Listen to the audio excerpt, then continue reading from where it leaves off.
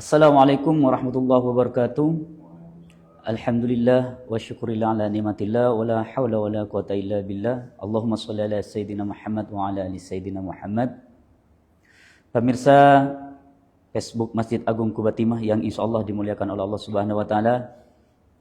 Alhamdulillah pada sore ini kami hadir kembali dalam acara tazkirah sebelum berbuka puasa di bulan Ramadan. Alhamdulillah, hari ini berada di puasa yang ke-14. Semoga puasa kita diterima oleh Allah Subhanahu wa taala. Amin ya rabbal alamin. Saya informasikan kembali, insyaallah tazkirah menjelang berbuka insyaallah akan hadir 1 bulan penuh di bulan Ramadan 1447 Hijrah ini atau 2026 Masehi dengan tema dan narasumber yang berbeda-beda setiap harinya. Alhamdulillah sore ini kita hadir dengan tema dakwah digital, tantangan dan peluang. Dengan narasumber yaitu Ustadz Haji Firdaus LCMA. Kegiatan tazkirah ini didukung oleh Lazismu Bangka Belitung dan Bank Sumsel Babel Syariah Pangkal Pinang. Tentunya disupport oleh Masjid Agung Quba Timah dan pemerintah Kota Pangkal Pinang. Baik, mari kita sapa narasumber kita sore ini yaitu Ustadz Haji Firdaus LCMA. Assalamualaikum Ustaz. Waalaikumsalam warahmatullahi wabarakatuh. Apa kabar Ustaz? Alhamdulillah. Alhamdulillah Ustaz. Baik Ustaz, langsung saja kita membahas materi kita sore ini Ustaz, yaitu dakwah digital, tantangan dan peluangnya. Insyaallah waktu kita sampai jam 18.05 ke depan Ustaz. Namun terlebih dahulu Ustaz menyampaikan paparan tentang materi kita sore hari ini kurang lebih 20 menit ke depan dan nanti dilanjutkan diskusi dan sesi tanya jawab bagi pemirsa Facebook Masjid Agung Quba Timah yang pengen bertanya. Silahkan ke WhatsApp dengan nomor 082175426357. Kami ulangi, silahkan kirim pertanyaan para pemirsa Facebook Masjid Agung Quba Timah ke nomor WhatsApp dengan nomor 082175426357. Ya, kami persilahkan untuk Ustadz Haji Firdaus LCMA untuk menyampaikan yaitu paparan tentang materi kita pada sore ini. Kami persilahkan Ustadz. Bismillahirrahmanirrahim. Assalamualaikum warahmatullahi wabarakatuh. Waalaikumsalam warahmatullahi wabarakatuh. Alhamdulillah. Alhamdulillahilladzi 'allamal Qur'an khalaqal insan 'allamahul bayan asy-syamsu wal qamaru bihusban wan najmu wasyajaru yasjudan. Rabbi syrah li sadri wa yassir li amri wahlul 'uqdatam min lisani yafqahu qawli. Allahumma inna nas'aluka ilman nafi'a wa rizqan thayyiba wa amalan mutaqabbala amma ba'd. Para pemirsa Facebook Masjid Agung Quba Timah, para soimin dan soimat, kaum muslimin dan muslimat dimanapun Anda berada. Pertama tentu saya mengajak kita semua, mari kita bersyukur kepada Allah yang telah banyak memberikan kita nikmat. Karena sesungguhnya kita bukan siapa-siapa kalau tanpa Allah. Semua yang bisa kita lakukan dan yang bisa kita miliki atas kehendak dan izin dari Allah. Kemudian salawat dan salam tidak lupa pula kita sampaikan ke Rasulullah Nabi besar Muhammad sallallahu alaihi wasallam. Allahumma shalli ala sayyidina Muhammad wa ala ali sayyidina Muhammad. Para shaimin dan shaimat yang dimuliakan Allah, sebelum saya menyampaikan materi, saya perlu meluruskan dulu gelar saya. Bukan MA, MPD. Karena masalah gelar ini agak sensitif sekarang nih. Jadi jangan sampai orang ngira saya ijazah palsu nanti. Para pemirsa yang dimuliakan Allah, tema kita sangat menarik. Sore hari ini kita akan berbicara tentang dakwah digital. Ini memang sangat menarik sekali ya.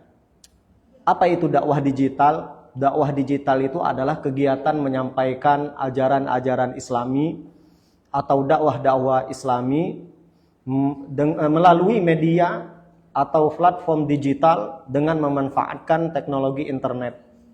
Tujuannya jelas menjangkau umat, masyarakat dengan jangkauan yang jauh lebih luas lebih cepat dan lebih efektif. Jadi dari pengertian dakwah digital ini sudah nampak sekali manfaatnya. Dia berbeda dengan dakwah tradisional, atau kalau bahasa sayanya dakwah kolonial gitu. Ya, jadi ada dakwah digital, ada dakwah kolonial. Dakwah kolonial, dakwah yang ada di masjid-masjid, di majelis-majelis taklim, atau bahasa lainnya dakwah on the spot, yang dia tidak menggunakan teknologi internet sama sekali dan tidak menggunakan media atau platform digital. Mana dalil Al-Quran yang menganjurkan kita untuk berdakwah digital? Di antaranya Quran surah Ibrahim ayat 4. Allah Subhanahu wa taala berfirman, Bismillahirrahmanirrahim, "Wa ma arsalna mir rasulin illa bilisani qaumihi liyubayyina lahum." Tidaklah kami utus, kata Allah, seorang rasul manapun yang pernah Allah utus ke muka bumi, kecuali mereka, kata Allah, diutus dengan bahasa kaumnya. Nah, bahasa kaumnya inilah yang banyak sekali tafsirnya. Ada tafsir secara harfiah. Kalau kaumnya misalkan orang Arab, maka dakwah nabinya pun menggunakan bahasa Arab. Kalau kaumnya menggunakan bahasa Ibrani, maka nabinya pun menggunakan bahasa Ibrani gitu. Namun bilisani qaumihi ini bisa kita tafsirkan mengikuti tren perkembangan zaman. Apalagi anak-anak muda sekarang, mereka terkadang belum mau datang ke masjid, belum mau datang ke majelis-majelis taklim. Sehingga dakwah digital ini memang sangat diperlukan sekali menggunakan bahasa mereka. Kita melihat misalkan ada Ustadz Hanan Ataki dengan gayanya yang begitu luar biasa. Ya, dulu kita pernah juga mendapati ada Ustadz Jeffrey Al-Bukhari almarhum. Beliau juga sempat menggunakan dakwah digital dengan bahasa anak-anak muda. Kalau saya boleh klasifikasikan, orang yang kita dakwahi itu pada 3 golongan. Golongan yang pertama adalah orang baik. Nah, orang baik ini mereka yang sudah mau datang ke masjid. Mereka yang sudah mau datang ke majelis-majelis ta'lim. Mereka yang mau datang ke tempat-tempat ilmu. Ini orang baik. Nah, dakwah yang seperti ini memang dakwahnya di masjid. Di masjid atau di majelis-majelis ta'lim. Kelompok yang kedua, orang yang kita dakwahi itu orang yang sedang belajar baik. Namanya orang belajar. Kadang baik, kadang tidak. Kalau lagi datang malaikatnya dia ke masjid. Tapi kalau lagi datang iblisnya atau setannya, mereka belum mau ke masjid. Nah, ini kelompok yang kedua. Kadang mau ke masjid, kadang mau ke majelis taklim, kadang tidak. Nah, kelompok yang ketiga, ini yang tantangan terberat kita di zaman milenial, di zaman digital ini. Orang yang belum baik. Belum baik ini bisa jadi mereka nggak sholat sama sekali. Bisa jadi bahkan mereka belum mau ke masjid. Bahkan gengsi kalau ke masjid. Nah, orang-orang seperti inilah yang menjadi objek dakwah digital. Ya, bahasa saya kalau dakwah cuma di masjid, siapa yang akan mendakwahi orang-orang yang belum mau ke masjid tadi? Kebetulan saya sendiri punya komunitas namanya Ngopi Dakwah. Itu latar belakangnya karena saya sering duduk di warung kopi, lalu saya melihat anak-anak muda itu, ini potensi dakwah yang sangat luar biasa. Yang kalau dakwah cuma di masjid, siapa yang akan mendakwahi anak muda yang duduk di warung-warung kopi? Dan kami terus melakukan transformasi dakwah. Inovasi dakwah dan improvisasi dalam berdakwah. Awalnya kami datang dari satu KP ke KP, lalu sekarang kami sudah merambah dakwah digital juga. Jadi Ngopi Dakwah itu ada live streamingnya, ada kajian yang bisa disaksikan tidak hanya on the spot. Terkadang beberapa jamaah mereka punya kesibukan. Terkadang juga sedang dalam perjalanan, ada juga yang sedang bekerja, satu sisi tetap ingin mendengar kajian. Akhirnya kami melakukan live streaming kajian Ngopi Dakwah. Dan Masya Allah, dampaknya sangat luar biasa. Sekarang yang menyaksikan Ngopi Dakwah itu tidak hanya on the spot. Kalau on the spot itu paling banyak 30, 40, 50. Tapi yang di media sosial, Masya Allah, yang menyaksikannya ada jamaah dari Jakarta, jamaah dari Kalimantan, dari Lampung, ya, dari Palembang. Kalau setiap malam Jumat itu Masya Allah. Nah, pemirsa yang dimuliakan Allah, ini salah satu bukti konkret betapa dakwah digital itu memberikan kontribusi yang sangat luar biasa dalam perkembangan dakwah. Jadi dakwah di era sekarang itu tidak cukup hanya modal motivasi. Kita butuh strategi. Bahkan terkadang perlu adanya improvisasi dalam berdakwah. Beberapa tahun yang silam, Ustadz Hanan Attaqi sempat mencetus ada masjid gaul. Ya. Walaupun ada kontroversi ya, karena ada live musik di masjid dan seterusnya. Cuma yang kita tangkap dari niat baik beliau ini, beliau ingin dakwah itu tidak hanya didapati oleh satu golongan. Nah, inilah alasan kenapa dakwah digital itu terasa penting sekali. Jamaah yang dimuliakan Allah, kalau kita kaji, paling tidak ada 7 alasan mengapa dakwah digital itu menjadi sangat penting di era digitalisasi sekarang ini. Yang pertama, karena kebanyakan umat Islam sekarang hidup menghabiskan waktunya di dunia digital. Hampir-hampir sekarang tidak ada orang yang nggak pegang HP. Semua orang pegang HP. Dan ini potensi dakwah yang sangat luar biasa. Jangankan kita yang muda-muda, nek-nek pun sekarang ada HP ya. Iya. Terus ketika kita bangun tidur, yang kita cari bukan istri malahan. Apa yang pertama kita cari? HP. Malah istri sekarang nomor 2 sekarang. Nah, ini menunjukkan kalau dakwah digital ini dimanfaatkan secara maksimal, secara baik dan benar, maka insya Allah bisa memberikan dampak yang luar biasa. Karena semua umat Islam kebanyakan menghabiskan waktunya di dunia digital. Yang kedua, dakwah digital ini dia menjangkau umat dan masyarakat dengan jangkauan yang jauh lebih luas. Kalau dakwah yang tadi tradisional atau yang kolonial tadi, dia hanya menjangkau orang-orang yang ada di tempat saja. Ketika di masjid misalkan, yang mendapatkan manfaat dakwahnya hanya orang yang hadir di masjid. Ketika di majelis taklim, yang mendapatkan manfaatnya hanya orang yang duduk di majelis taklim saja. Tapi ketika masjid mendigitalisasi dakwahnya dengan ada kajian-kajian di media-media sosial, maka yang menyaksikan kajian tersebut tidak hanya orang yang ada di masjid.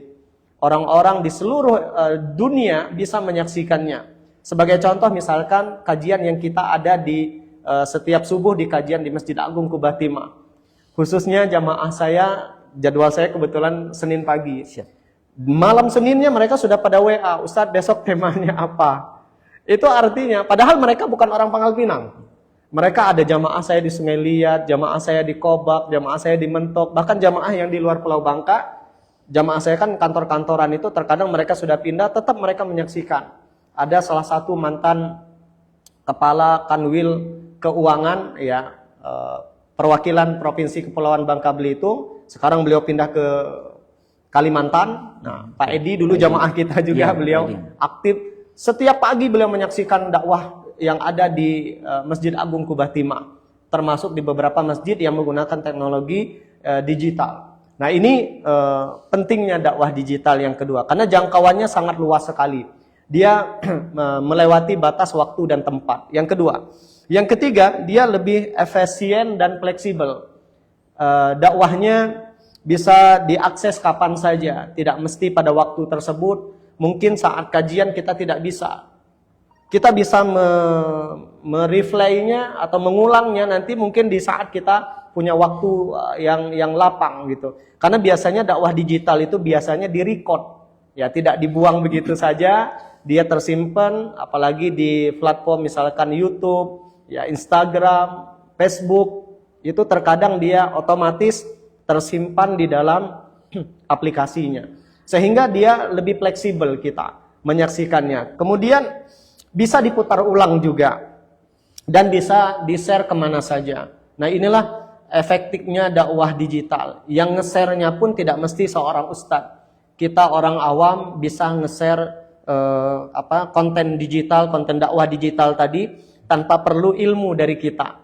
Hanya butuh share saja. Yang penting misalkan kita lihat kajiannya bagus, yang menyampaikannya juga orang-orang yang memang ahlinya, ya. Nah, ini alasan kedua kenapa dakwah digital itu sangat penting, karena dia efisien dan fleksibel. Lalu yang keempat, dakwah digital ini sangat efektif dalam menangkal berita-berita palsu, hoax, ya, atau pemahaman-pemahaman menyimpang, bahasa lainnya aliran sesat. Yang itu sangat banyak sekali di dunia digital, di dunia internet itu. Kalau kita tidak melawannya dengan dakwah digital, dakwah Islami, maka nanti yang akan menghiasi dunia media sosial itu justru adalah hal-hal yang negatif. Jadi ini pentingnya dakwah digital. Kemudian yang kelima, pentingnya dakwah digital, dia bisa menjangkau generasi milenial atau Gen Z ya. Mereka kita semua tahu sangat suka sekali dengan yang sifatnya dakwah digital. Anak-anak muda sekarang itu tidak suka dakwah berjam-jam. Mereka sangat suka mendengar nasihat yang nggak lebih durasinya 1-5 menit. Itu lebih 5 menit mereka udah nggak mau dengar lagi gitu. Mereka paling suka dakwah di TikTok yang durasinya hanya 1 menit. Dan itu terkadang lebih efektif, lebih nyangkut ilmunya dibandingkan dakwah ceramah berjam-jam gitu.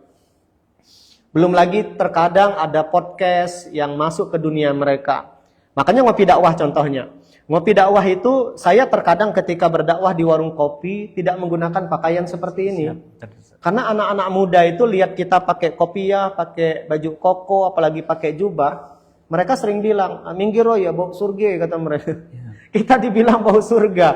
Nah makanya masuk ke dunia mereka itu dengan ya pakaian mereka, gaya mereka. Sehingga terkadang kalau teman-teman sering ngopi, ketemu sama saya di warung kopi, saya biasanya jarang pakai kopiah.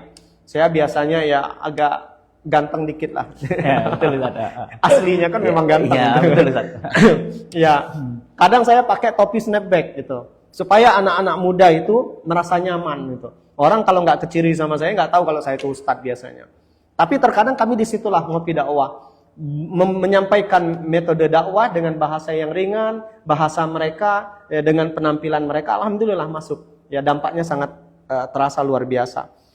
Lalu yang keenam, kenapa pentingnya dakwah digital? Kita mengamalkan hadis Nabi. Beliau pernah bersabda, "Balighu anni walau ayah." Sampaikan apapun yang kalian ketahui dariku, kata Rasulullah, walaupun itu hanya 1 ayat saja. Nah, media sosial itu sangat mudah sekali kita menyampaikan apa yang kita ketahui dari Rasulullah, walaupun hanya 1 ayat. Jangan cukup kita nge-share berita atau update status dengan konten-konten dakwah digital, maka itu sudah sangat luar biasa dalam mengamalkan hadis Rasulullah tersebut. Dan yang terakhir, pentingnya dakwah digital. Dakwah digital ini bisa menjadi amal jariah. Sampai sekarang kita masih dengar ceramah almarhum Kiai Haji Zainuddin MZ. Padahal beliaunya sudah lama meninggal dunia. Bahkan salah satu yang menginspirasi dakwah saya itu adalah beliau. Karena dakwahnya tidak hanya humoris, ilmunya sangat luar biasa. Dakwah disampaikan dengan kekuatan dalil yang begitu luar biasa. Dan itu jarang. Sekarang kita menyaksikan beberapa ustadz hanya ceramah, ngomong, tidak pakai dalil. Ya, makanya tipe-tipe ustadz itu beda-beda. Iya benar. Ada tipe ustadz tukang lawak itu kan, muat orang ke tabe baik. Ya, tapi nggak ada dalil. Jangan nyebut nama, bahaya. Betul. Ada juga tipe ustadz yang hanya bisa motivasi orang, tidak pakai dalil. Tapi ada juga tipe ustadz yang dalil semuanya, tidak pakai serius. Nah, ini kerasa kalau dengar ceramahnya nak masuk neraka terus bawaannya.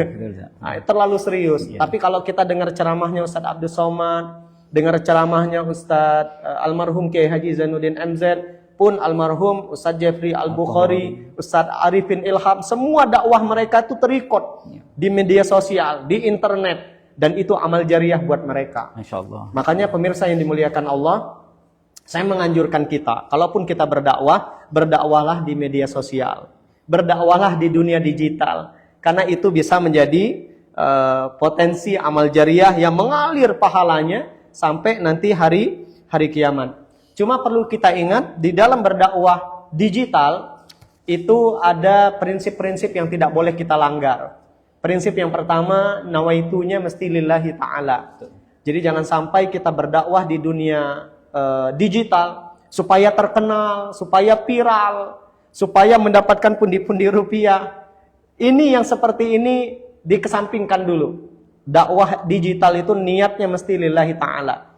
Mau dakwah digital, mau dakwah yang konvensional, sama saja. Niatnya ketepikan dulu tujuan-tujuan dunia. Berapa banyak orang berdakwah niatnya dari satu masjid ke masjid tapi niatnya salah, yang seperti ini ada ancaman hadis dari baginda Rasulullah. 3 golongan yang pertama masuk neraka. 1 di antaranya kata Rasulullah, orang yang Allah kasih ilmu, termasuk yang dikasih Al-Quran, pemahaman Al-Quran, lalu dia berdakwah dari satu tempat ke tempat yang lain, tapi karena niatnya salah, menjadi golongan yang pertama masuk neraka.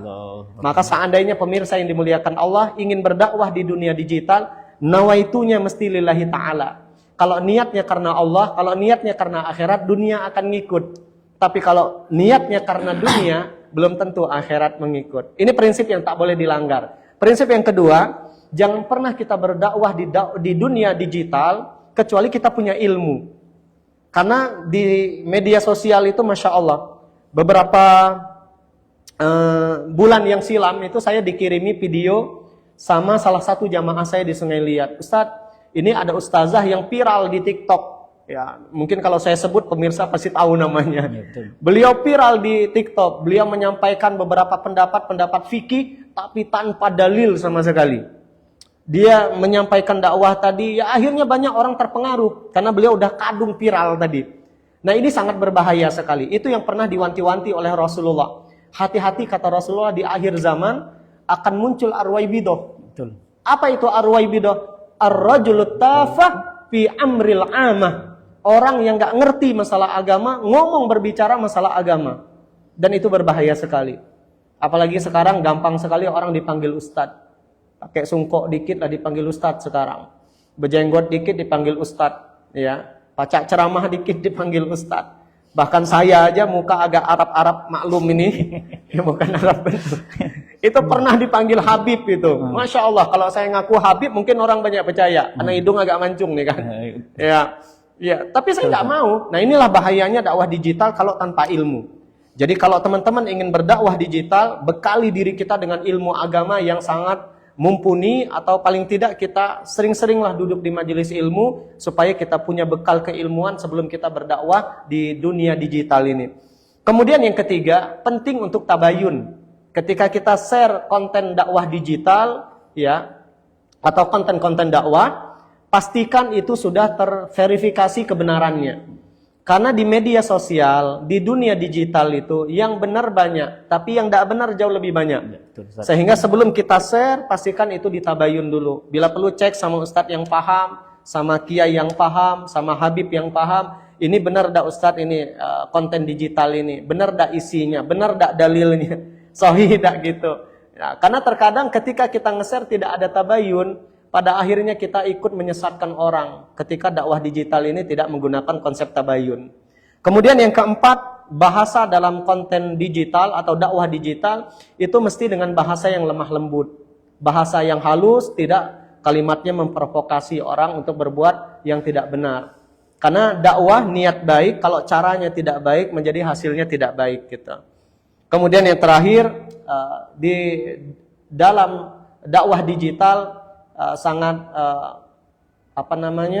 anti sekali menyebarkan berita-berita palsu atau konten-konten yang belum bisa dipertanggungjawabkan. Seperti tadi yang saya cerita, konten seorang ustazah yang viral di platform TikTok, karena udah kadung viral tadi, akhirnya banyak jamaah nge-share di grup-grup WA, di Telegram dan seterusnya. Nah, inilah prinsip yang tak boleh dilanggar dalam dakwah digital. Ya. Baik Ustadz, ya terima kasih atas pemaparannya ya. Ustadz, mohon maaf tadi salah sebut saya Ustadz. Ya. Kirain saya MA, rupanya MPD. MPD siap Ustadz. Karena nyarinya saya klarifikasi para pemirsa bahwa Ustadz Haji Firdaus LC MPD. Kalau mau lihat ijazahnya saya tunjukkan. Siap ya Ustadz. Baik Ustadz, alhamdulillah ini pemaparannya luar biasa, padat, terus sangat dimengerti karena memang beliau memang seorang dai, seorang penceramah. Alhamdulillah beliau ini penceramah terkenal juga di Bangka Belitung ini, dikenal di Bangka Belitung ini juga di luar Bangka Belitung. Mudah-mudahan beliau sehat selalu ya Ustaz. Amin. Amin ya rabbal alamin. Dan ini Ustaz, kita tadi tentang dakwah digital ini kadang-kadang begini Ustaz. Kadang-kadang mereka berdakwah itu dengan apa maunya, istilahnya kan, apa maunya. Kadang itu tadi dengan mungkin dakwah dengan tidak dibekali dengan ilmu gitu. Karena kalau seorang ustadz itu tentunya tidak boleh juga hanya mendengar dakwah dari media sosial langsung disampaikan. Harusnya mereka talaki terlebih dahulu, belajar kepada seorang guru yang memang dipercaya untuk menyampaikan keilmuannya tentang keagamaan. Namun kadang-kadang ada pendakwah kita memang cari popularitas, Ustaz. Kadang-kadang ya tidak ada dalil, bahkan mereka ya namanya anak-anak sekarang, anak-anak muda sekarang ini kan apa yang enak yang enak bagi mereka ya diikuti misalnya. Meskipun dia belum tentu yang apa diikuti itu benar. Kadang dalilnya tidak ada misalnya. Seperti itu. Gimana untuk menanggapinya, Ustaz? Seperti itu. Ada seorang ulama namanya Muhammad Ibnu Sirin. Beliau pernah memberi nasihat yang sangat luar biasa kepada kita, baik yang terjun di dunia dakwah yang konvensional maupun yang terjun di dunia dakwah digital. Kata Muhammad Ibnu Sirin, beliau menyebutkan begini, inna hadzal ilma dinun. Ilmu yang kalian dapatkan dari seseorang itu sebenarnya akan menjadi agama kalian. Panzuru aman ta'khuduna dinakum. Maka tengok-tengok, kata beliau, dari siapa kalian ambil tuh ilmu kalian. Sebagai contoh misalkan, kalau kita belajar sama seorang ustadz yang dia subuhnya pakai kunut, insya Allah kita subuhnya akan berkunut. Iya, betul. Sebaliknya, kalau kita belajar sama ustadz yang subuhnya tidak berkunut, apalagi si ustadznya membid'ahkan kunut, tengoklah berapa banyak orang yang sholat subuh di masjid yang ada kunut, tahannya tidak ngangkat tangan. Iya, betul. Ya, karena ilmu itu akan menjadi agama. Makanya dalam dakwah digital itu penting sekali basic keilmuan tadi. Kalaupun kita belum punya, minimal kita menggunakan konsep yang ketiga tadi, tabayun ilmu. Kita mungkin belum ada ilmu tentang suatu konten dakwah. Nah, penting sebelum kita share, kita mesti memverifikasi dulu, ini benar nggak kontennya. Secara keilmuan, secara dalil, benar secara dalil, benar secara keilmuan pun ditanya lagi, bermanfaat nggak? Itulah yang dikenal dalam dunia digital itu saring sebelum sharing. Jadi sebelum kita sharing ke media sosial kita, disaring dulu. Disaring dulu benar atau tidak. Benar pun dicek lagi, bermanfaat atau tidak. Terkadang ada beberapa dalil atau beberapa konten itu dia benar, tapi belum tentu bermanfaat bagi orang lain. Sebagai contoh misalkan, mak-mak itu paling tidak suka konten poligami. Iya, betul. Iya. Jadi kalau ada ustadz mulai ngomong poligami, lah disuuzoni ustadznya gitu. Iya, Padahal kami para ustadz pun kededap menak poligami sebenarnya. Benar, Ustaz. Apalagi jamaahnya gitu. Jadi kami menyampaikan dakwah poligami pun sebenarnya bukan mau poligami, supaya kami tahu betapa beratnya poligami pada hari kiamat. Dan itu kalau kita share di dunia digital, bagi beberapa, ya khususnya bagi bapak-bapak itu menarik. Tapi bagi mak-mak jangan cube-cube. Pacak-pacak kita di blacklist gitu. Iya. Saya sempat diwanti-wanti oleh jamaah saya, Ustaz jangan cube-cube kawin lagi. Oh. Kenapa Bu? Kata saya. Menusat kawin, detik Ustaz ijab kabul, detik ya kami keluar dari. Masya Allah. Luar biasa. Nah, ini kan artinya bisa jadi konten itu benar. Karena poligami ada dalam Al-Quran. Iya. Tapi belum tentu dia bermanfaat bagi orang lain. Maka sebelum kita memilih konten-konten dakwah digital itu, memang harus teliti, telaah, tabayun. Tabayun. Ya, 3T. Siap, Ustaz. Ya, ini kadang-kadang yang sebegini, Ustaz. Kalau yang memang para pemirsa sudah paham, sudah mengerti dengan apa yang disampaikan itu benar atau tidaknya, itu alhamdulillah. Tapi kadang-kadang ini, Ustaz, ya pemirsa ini kan mau enaknya gitu. Oh, ini kayaknya enak benar kalau diikutin gitu kan. Milih agama ini kayak yang milih-milih, Ustaz. Yang milih-milih. Oh, kalau enak ya kita ikutin gitu. Kalau enggak enak tak ikutin gitu kan. Padahal kadang-kadang yang enggak enak itu memang dalilnya seperti itu. Memang yang disyariatkan oleh agama Islam. Tapi yang enak itu kadang-kadang tidak dianjurkan di dalam agama itu. Tapi karena dia pengen yang enak tadi, yang disampaikan Ustadz, oh dia kan Ustadz juga, meskipun Ustadz kadang-kadang belum, kebenarannya belum kita verifikasi ya, seperti itu Ustadz. Nah, itu gimana istilahnya kita untuk menanggapinya, untuk memberikan pencerahan kepada para pemirsa, nah yang yang seperti itulah istilahnya, yang bermanfaat seperti itu, yang enak diambil, yang tidak enak kita tangkap itu. Jamaah saya lebih hebat lagi. Ustadz, begitu ya. Jamaah saya, dia sekarang kalau denger ceramah nengok ustadznya. Nengok ustadznya, wah. Kalau ustadznya ganteng ya datang. Tapi kalau ustadznya setengah ganteng, ya istihoroh dulu. Datang beda.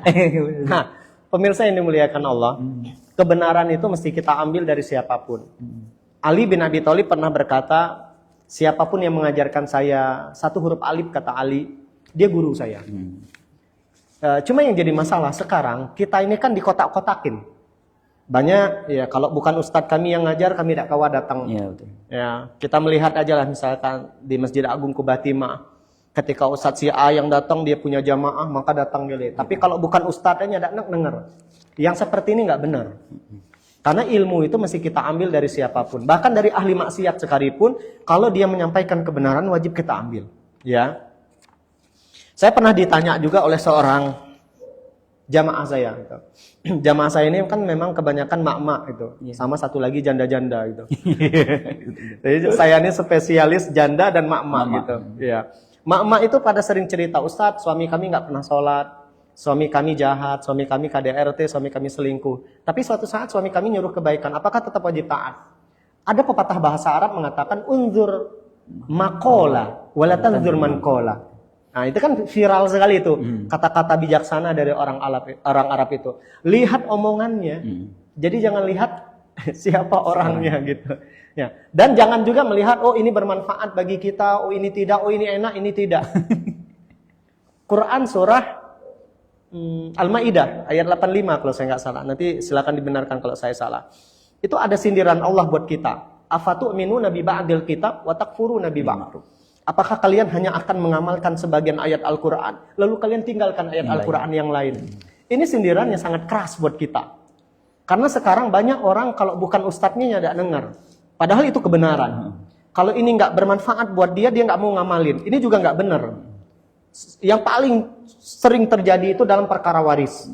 Banyak orang dalam perkara sholat, zakat, puasa, haji, ikut aturan Allah. Kurban ikut aturan Allah, akikah ikut aturan Allah, gilir waris tak nak. Men kita orang Bangka nyebutnya pelico. Curang ini. Ya, hanya mau mengamalkan ayat Al-Qur'an lalu tinggalkan ayat Al-Qur'an yang lain. Jamaah yang dimuliakan Allah, pahit manis ayat Al-Qur'an itu ya, itu harus kita amalkan.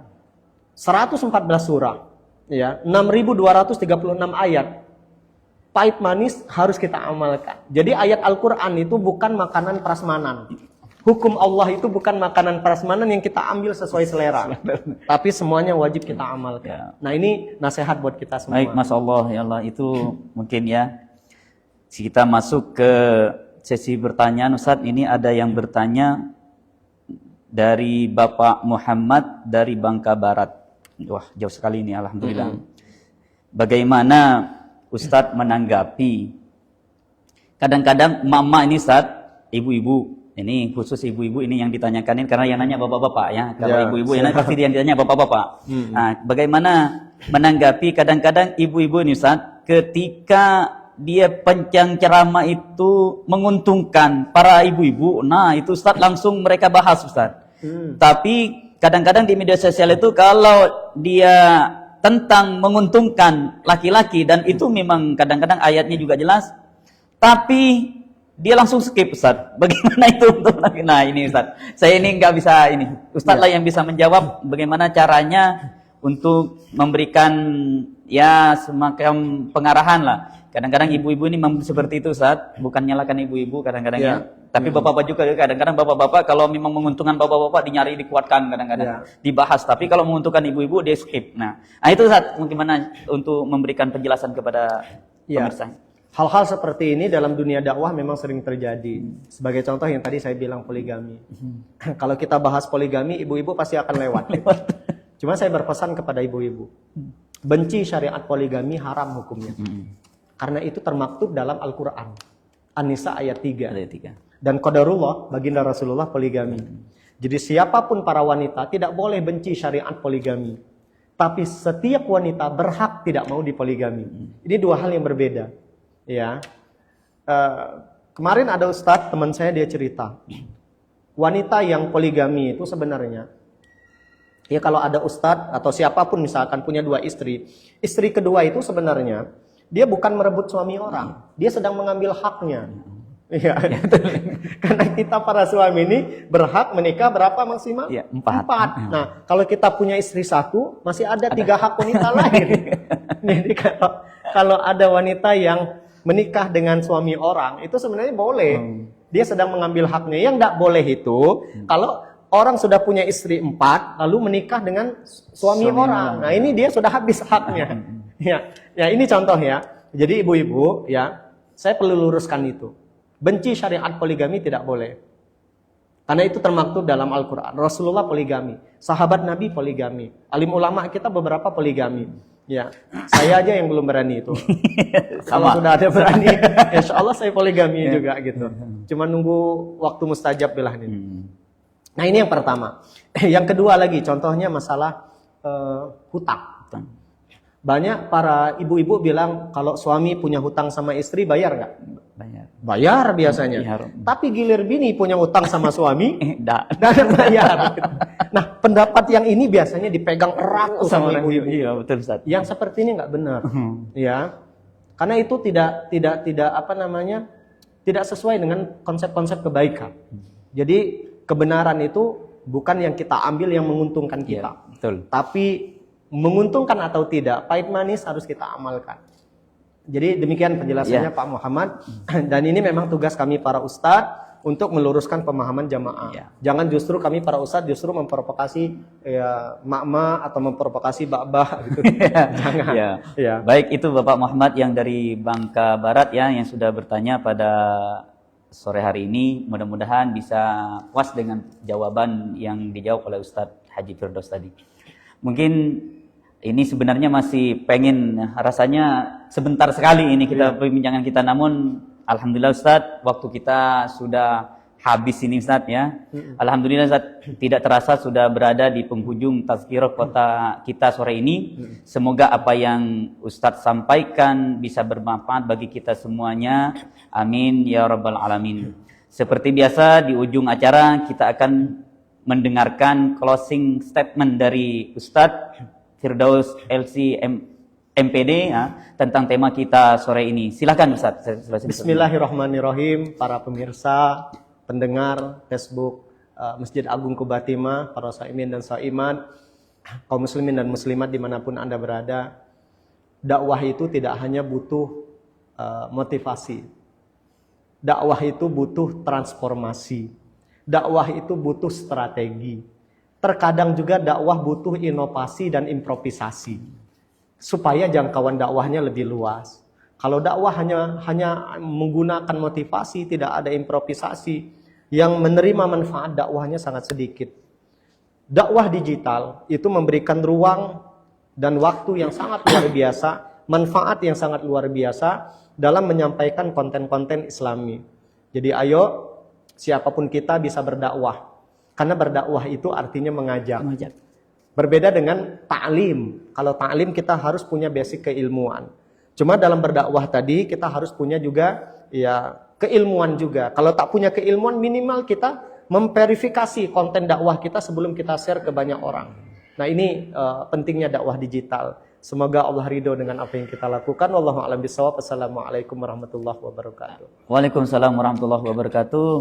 Terima kasih Ustaz yang sudah menyampaikan ya materinya pada sore hari ini. Ya alhamdulillah pemirsa Facebook Masjid Agung Kubatimah, kebersamaan kita sore ini sudah habis. Sampai jumpa di tazkirah berikutnya, dan jangan lupa dukung dakwah MAKT atau Masjid Agung Kubatimah dengan cara like Facebooknya Masjid Agung Kubatimah dan share. Tentunya kami ucapkan terima kasih kepada Ustadz Haji Firdaus LC MPD dan Lazismu Provinsi Kepulauan Bangka Belitung dan Bang Sumsel Babel Syariah Pangkal Pinang. Akhirnya saya pembawa acara sore ini Roni Wijaya Ningrat. Apabila ada kata-kata yang kurang berkenan, kami mohon maaf, kepada Allah kami mohon ampun. Ya, kami akhiri wabillahi taufiq wal hidayah. Wassalamualaikum warahmatullahi wabarakatuh. Selanjutnya kita dengarkan lantunan kalam ilahi yang akan dibacakan oleh adinda kami Raisa Putri dari IFKO Kota Pangkal Pinang. Kepada adinda Raisa, waktu dan tempat kami persilahkan.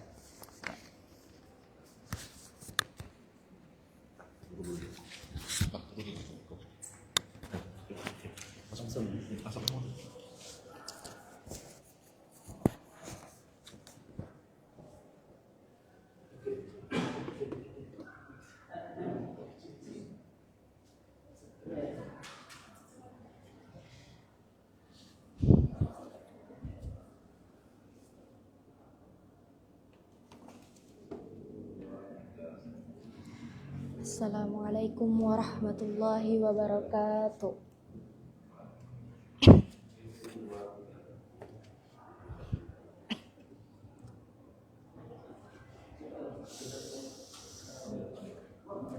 A'udzu billahi minasy syaithanir rajim.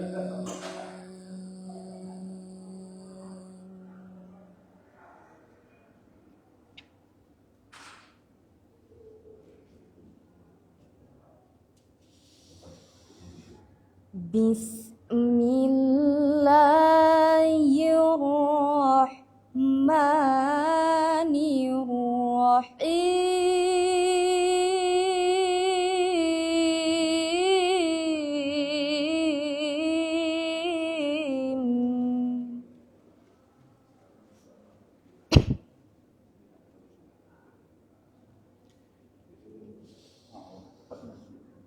Ud'u ila sabili rabbika bil hikmati wal mau'izatil hasanah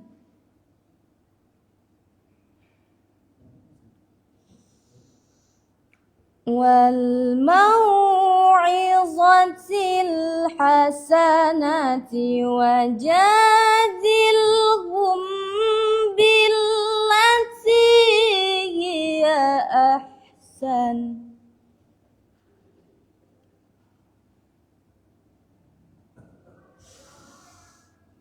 Inna rabbaka huwa a'lamu biman dhalla an sabilihi wa huwa a'lamu bil muhtadin.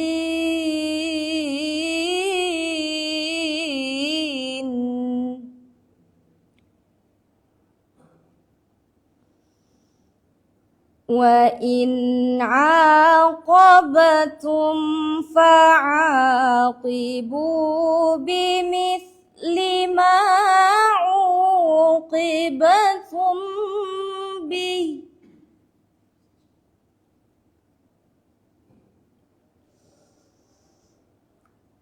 wa la in sabartum lahuwa khairul sabirin.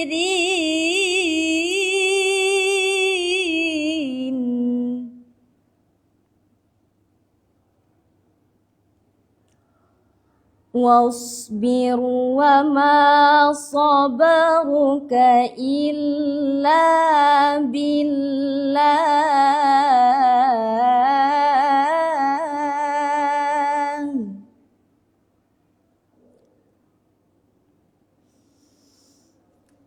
ولا تحزن عليهم ولا تك في ضيق مما يمكرون.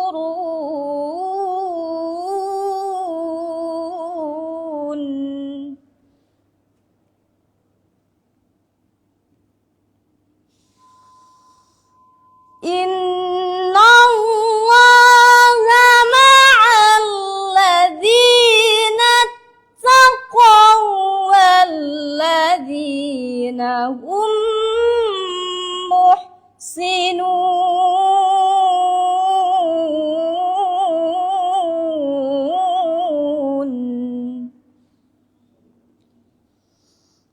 إن الله مع الذين اتقوا والذين هم محسنون.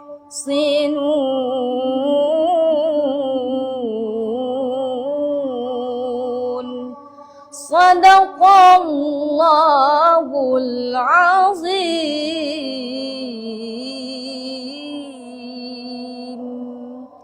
Assalamualaikum warahmatullahi wabarakatuh.